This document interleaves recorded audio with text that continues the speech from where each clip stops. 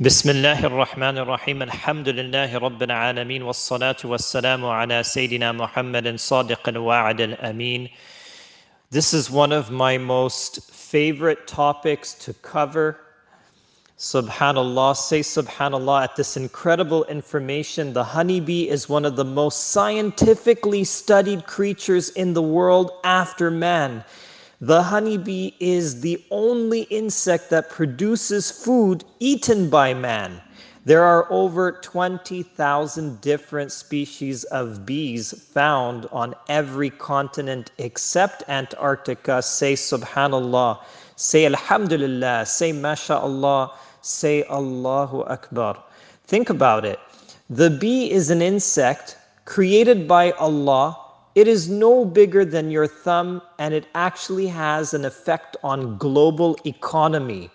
This is a creature from Allah subhanahu wa ta'ala that affects ecosystems, affects how we grow flowers, fruits, and vegetables. Say Subhan'Allah, approximately 1/3 of the world's food consumption is due to the pollination work of the honeybee, and Allah knows best on that statistic. Whether it's higher or lower, only Allah knows best. Subhanallah, Allah subhanahu wa ta'ala created the bee and we get honey from it. We get honey from this creature. Honey is actually a superfood packed with a unique combination of sugars, beneficial acids, minerals, enzymes, vitamins, and flavor to make it one of the most nutritionally diverse and easily digestible foods known to man. Say Subhanallah. According to the Science Times, bees depend on 80% of all human farming in the world. Subhanallah, Alhamdulilah. Bees are a major part of the pollination process. If that pollen doesn't stick to bees and then on to other flowers, pollination is not going to be happening. Know what I'm saying, bro? So in a very short time, there will be no more known trees and plants in the world. Even Albert Einstein, who is of no significance on this topic and is not a specialist in the field, but the man was a scientist, so he may have been onto something, but he even said himself, if there were no bees, it would take 4 years for humans to become extinct. That's just an opinion from this scientist. Allah knows best. Wallahu a'lam. In the Qur'an, there is something powerfully notable about the number 16 and the bees. Chapter 16 or Surah 16 is called the bees.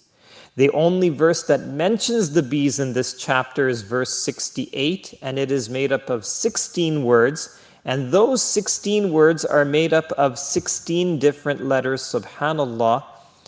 Wallahu alam, we don't know as Muslims what is this whole idea with the number 16. I don't get into these things. These are just some facts. That's all. Facts that we see as Muslims. We see the facts. And Allah knows best, but I don't want to connect these numbers with other things. We stick to Qur'an and Sunnah, and that's it. Allah subhanahu wa ta'ala tells us in verse 68 of Surah An-Nahl, أعوذ بالله السميع العليم من الشيطان الرجيم وأوحى ربك إلى النحل أن اتخذي من الجبال بيوتا ومن الشجر ومما يعرشون. صدق الله العظيم. Allah subhanahu wa ta'ala is telling us, and your Lord Allah revealed to the bees, build your hives in mountains, trees, and in what they build. It turned out, through many years of human research, that bees have something odd in their chromosomes. Female bees have 16 pairs of chromosomes, 32 in total, while males have only 16 chromosomes. In other words, the male bee has no father. Male bees are unfertilized eggs of the mother. Humans have an ancient and intimate relationship with honeybees.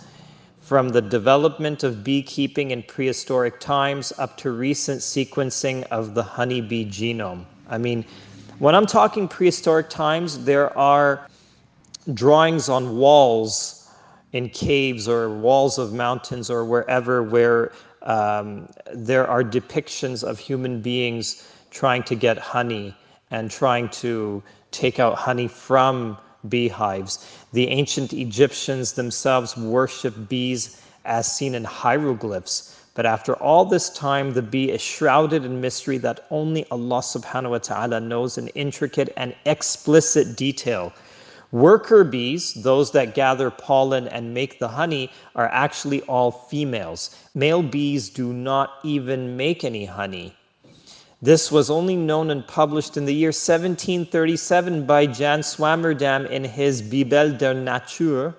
Contrarily, this information was told to us in the Qur'an 1400 years ago. Now, if this was published in 1737, if you do the math on your side and you calculate when Surah An-Nahl was revealed and when these verses were revealed, you'll see the difference, okay? So we're talking more than 1,000 years. The Qur'an refers to bees that generate the honey as females. The Arabic grammar is not in the masculine form, but entirely in the feminine. So let's listen to Surah An-Nahl. Allah subhanahu wa ta'ala says, أعوذ بالله السميع العليم من الشيطان الرجيم ثم كلي من كل الثمرات فاسلكي سبل ربك ذلولا يخرج من بطونها شراب مختلف ألوانه فيه شفاء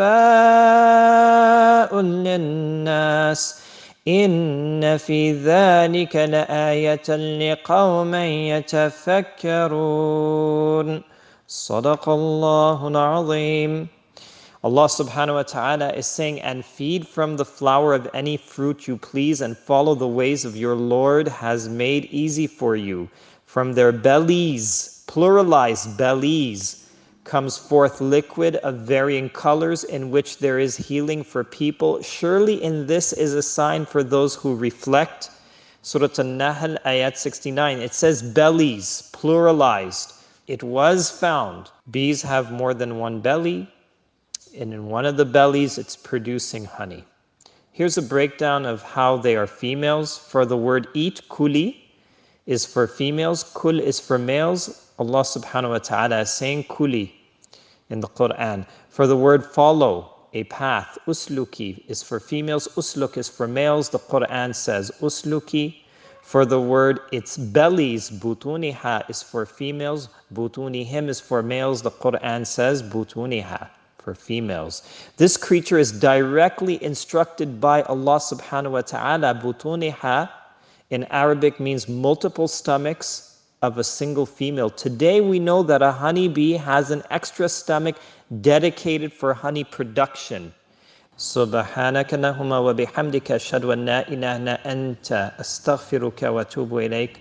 سبحان ربك رب العزة عما يصفون والسلام على المرسلين والحمد لله رب العالمين. آمين.